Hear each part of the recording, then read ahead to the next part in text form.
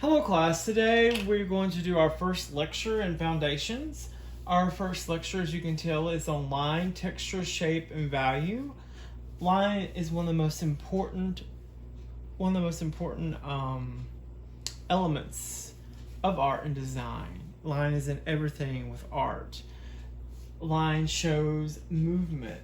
There's the actual line, and then there's like contour lines and gestural lines. If you take drawing class, you will see, and we'll be doing things with contour and gestural lines. So let's get started. The first type of line we're going to look at is contour line.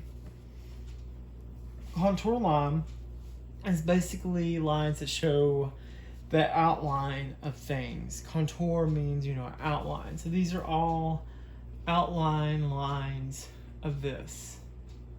They are contour. Also, this is experimenting with what we call line weight, this drawing. Line weight means certain lines are thicker and add more emphasis than others. So, again, contour lines.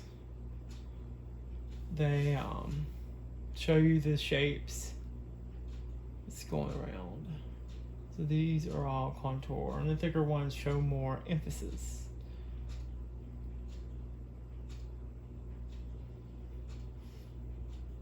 So contour. The next type of line is called gestural line. Gestural lines are lines that are more all over the place, more excited, more energetic, more movement. They also show more like shading, more stuff like that. So there's not contour. It goes outside the contour. It shows movement, has energy. They're energetic, as you noticed here. See how energetic, kind of staticky, how these draw lines have more of a movement than contour. Well, contour is more relaxed, more of an outline. So these are more energetic lines. They show movement. The next thing we want to talk about is line direction. Believe it or not, line direction can affect your design a lot. Line direction means can show movement and energy. Horizontal lines on objects in designs, in drawings and paintings. Horizontal lines is a place for your eyes to rest.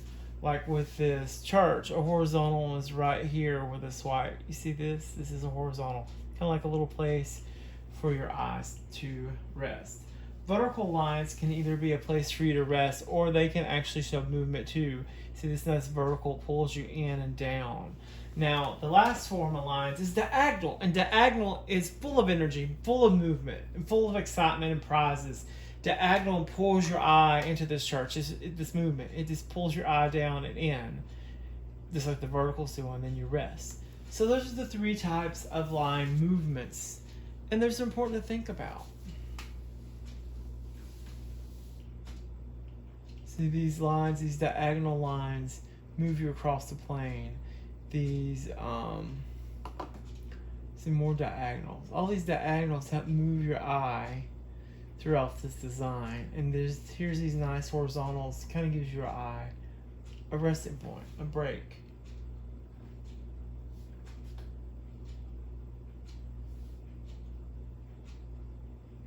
So, has these nice diagonals, these nice line qualities. It helps move you throughout the design. This nice diagonal of his body, kind of like a lightning bolt, helps move your eye, helps create a nice design.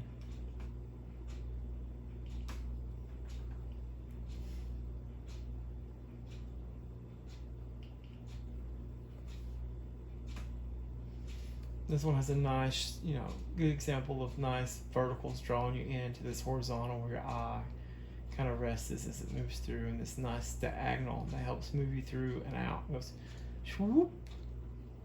So those are important things to know. So now let's talk about texture. For your piece that you're going to be doing, you're going to be doing a form of texture, which is not this one. There's two types of texture. There's tactile and visual. This is tactile, which is actual texture you can feel with the paint. So painting really thick can create these textures. or that are called tactile textures, which is actual textures instead of emulating, which is a visual texture.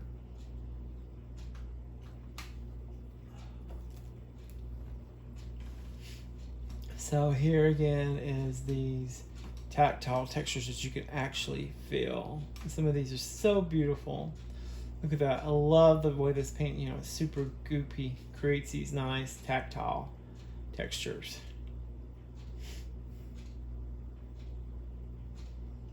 And then, you get this nice tactile texture, and it has this movement going in it, this Van Gogh. See these line movements from the tactile? It helps move you in and out and around these designs. So again, these are tactile textures. The next type of textures, which is another Van Gogh, is visual textures. Visual textures suggest as textures where none exist. So this is visual. You want to feel this and you think it actually has these textures, but it does not. So these are visual textures. And they can be patterns and stuff. So you should think about some of these as you're doing your design. You see all these different textures, but they're repeated. I mean, it's not chaos. So, these same textures are being repeated over and over again in different spots. If you did like 1,000 different textures and didn't repeat any of them, it'd be kind of overwhelming in the work. So when you think about your design, think about repeating textures, but not repeating, not to make too many not repeating. Does that make sense? Think about repeating. Also, this is doing this contour of the shapes of the trees. You see how he's making these contour lines go around the trees? That helps give it a sense of volume, helps give it oomph, helps make it feel, those trees feel more round. If they were flat, they would not feel as round. So I love these drawings of Van Gogh's. You see how he has different textures for like different elements of the trees and stuff. So think about that with your first project, your first line design.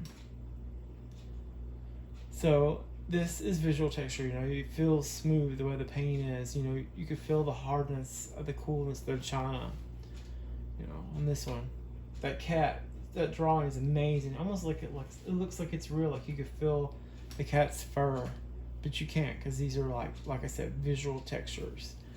Another thing that we're going to talk about for a few minutes is pattern. Pattern is a repetitive design of the same motif over and over again, usually associated with textiles or visual textures. So this is another thing you could do to add patterns into your work. Klimt uses a lot of different types of pattern textures to emulate with the figures. The roundness, the smoothness of the figures are it bounces off of them. That makes sense. So again, these are patterns and textures.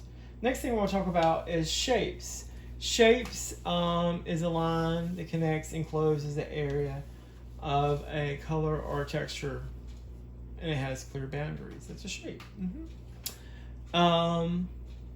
Positive and negative shape. Positive means it's the foreground, and the negative shape is usually considered the background. So it's the same thing goes with figure-ground relationships. There is rectilinear shapes and curvilinear shapes. Rectilinear shapes are the ones that are all got pointy, all perfect things. Where curvilinear shapes are, organic and flowing. Geometric shapes are, yet again, very precise, angular shapes for the most part. And then there is organic shapes, which are like free-flowing shapes. Curvilinear shapes and organic shapes that has a lot more curves in it. Remember, they stick out in design. So round things, the round stuff you will see first. It's like, hey, look at me. It's like a surprise. Hey! So think about that with your design too. So negative and positive, we talked about that. This is the foreground, which is the positive shape, and the background is like the negative space. So positive shape, negative space. And also deals that with shape. Geometric shapes, you see how they work. Geometrics are more like these organic lines. Geometric shapes are more, they're more pristine, precise. And then you have these like organics. You see these curvilinear shapes kind of pop out.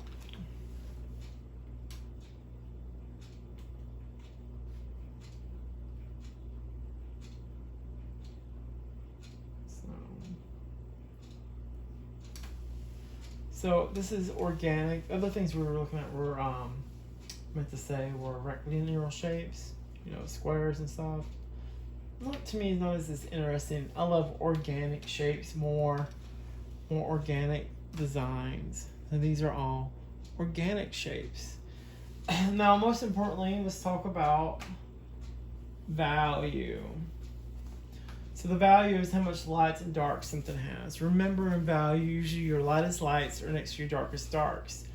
You can have a wide range of value scale, which means there's lots of darks, midtones, and lights. Then you have high contrast, which is just basically black and white. The things can range from black to mid-gray to white. It's a range of value. So think about with your design a little bit about value. As you can tell, some of these darkest darks are next to your brightest whites. See that? That's one of the little rules of thumb. These all have a nice value range in them. They got some nice grays, some nice really super dark darks, and some nice really bright whites. Yet again, you see this super dark is right next to the super white, which kind of gives it that contrast and helps make it pop and move. And if you start dissecting this as artists, you see you have this nice the add-on that moves you down to this nice horizontal for your eyes to rest. And then you have this nice vertical that helps draw you down. So you kind of see how this stuff works. It moves your eye, which is very important to know and understand.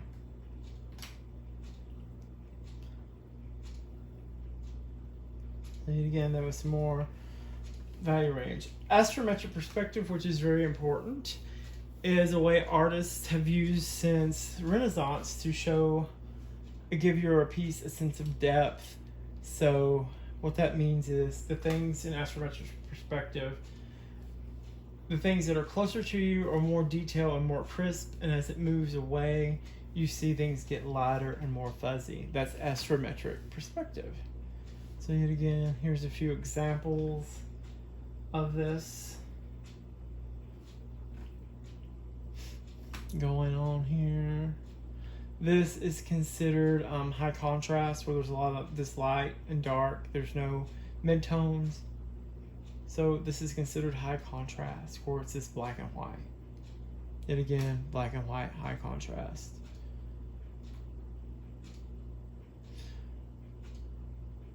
This is kind of low contrast, where it's mostly just gray and white.